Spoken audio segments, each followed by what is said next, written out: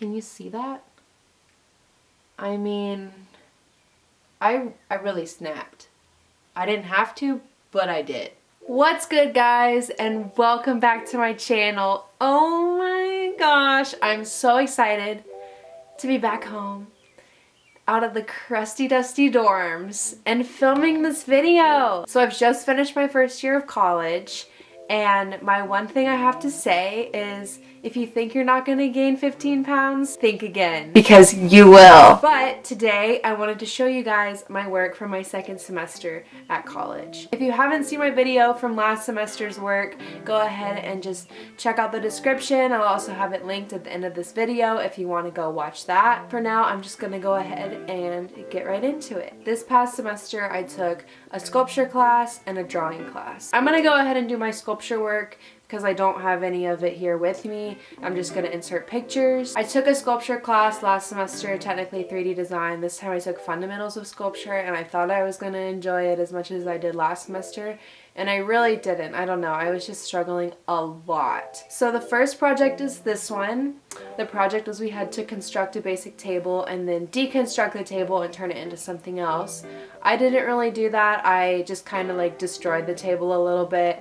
I call this centerpiece. The idea of the piece is that there is a literal centerpiece to a table, and then there's a figurative centerpiece to a table, which can be, you know, a topic of conversation, if there's an elephant at the table, or something kind of looming over the family as a whole. In my family, sitting down to eat dinner is a really big deal and something that we tend to do almost every night, regardless of what's going on, good or bad, in the house. So I actually did a video, kind of a performance for this piece of me smashing the middle of the table and driving the stake down the middle and setting it, but the video has a very popular song in it and I don't want to get copyrighted and get a strike, so it's on private. It was inspired by an event in my family that happened at the beginning of the semester that really kind of, you know, shook the family dynamic and caused a lot of negative conversation. And I remember sitting down to dinner that night, and it was like anyone seeing it from the outside would be like, oh, it's just a normal family sitting down to dinner, but we had something really heavy to talk about. Next, I have my metal project, and this was probably the most embarrassing thing that I did all year as far as artwork goes. Basically, I was trying to weld, and I was trying to, you know, tap and die and do all of these metalworking things, and my head was hurting because I hate how the metal shop smells. It was dirty and it was hot and I was sick and I was just like, oh my gosh. And what I was doing wasn't working and I wasn't really passionate about the idea, and I was just got to the point where I was like, F this. And so I took all the pieces from my project that had failed and spelt out F this. In this project you had to have a cold element, which was a cast element, and then a hot connection, which would be weld. And so I welded the letters and I cut them, and then for my cast element I cast my middle finger and I made it the U. Not only did there have to be a welded and a cast element, you had to fit all the pieces inside this tiny little cardboard box, and then when it came out of the box and was assembled, it had to be doubled in size from the box. So you can imagine how frustrated I was. But in the end, it was a great expression of what I was feeling, and it was something that I was excited to work on. For my last sculpture project, we had to build a monument, and the monument could be made out of whatever materials you wanted, and I had really enjoyed working with wood in the past, so I decided to do something with wood. Just a little backstory for this piece: there's a pond on campus in a really pretty garden. It's called the Founder's Garden, and in that pond there used to be a whole bunch of beautiful koi fish and goldfish, and it was just so nice to have that element on campus. And I was so excited to be going to this school and like be able to spend time at this garden. But then back in October of 2018, my fall semester, someone put a bunch of soap inside the pond and killed all the fish, and no one really knew about it. No one knew. There was a small article published about it, but I mean, it was pretty much under the radar. Now, I just recently learned a couple days ago that this is a prank that's usually played, and it's usually the soap is put into a different pond on campus that's just a fountain, but that one was under construction and renovation, so whoever did this just decided to use the Founder's Garden pond instead and just didn't really have any regard for the fish or didn't think anything bad would happen to the fish. but all the fish died, so. For my monument, I wanted to kind of make a memorial to these fish.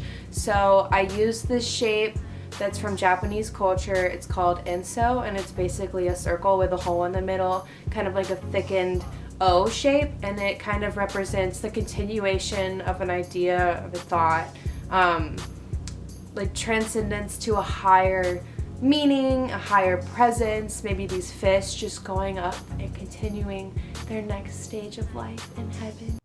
Is it crack? Is that what you smoke? Do you smoke crack? And also in Japanese culture, koi fish, which are kind of carp, are viewed as a symbol of abundance and just kind of perseverance. And they're really a respected animal. And so I wanted to tie all those elements together, so I made the fish out of origami. And the way that I painted this circle is I did it so that there's lily pads on top, and then if you walk up to it and kind of look inside, it's like you're looking inside of a pond, so you'll see all the fish on the inside. And then on the back side, I wrote down the names of like 50 fish or so that I got from an Instagram little poll thing people submitted to. So next, I'm gonna move on to my drawing projects. This drawing class was crazy, guys. I had to do so much work, but I learned so much, and my teacher was amazing. I have a lot of things here. This is not even all of them. I'm not gonna show you all of them. And then I have some rolls back right there. The sizes of these pieces were huge. The final ones had to be 30 inches by 44 inches. That was the size of the paper. And then before that, we had to have a final study that was on 18 by 24 sketch pad paper. We also had a list of prompts that we could choose from. So every day we'd come in and it was just kind of like free work time. So for the first piece, my prompt was fire. And I wanted to do something based on the California wildfires. So we had to do 16 ideas on this piece of paper here. And I just did a bunch of different scenes in the aftermath of the fire. And then I picked two of my favorites and I continued them onto a page of 8 and just did like 4 different renditions of them. Then I had to do a page of 4. I really like this one. And I wanted to like work on some of the details. So there's the inside of the car and then the wheel that's melting right there. Then from that I had to do a page of 2, and so I wanted to experiment with different mediums, and I did one with these red toned pastel pencil things, and then I did one in acrylic paint. And here's the final study in charcoal. Here's the final.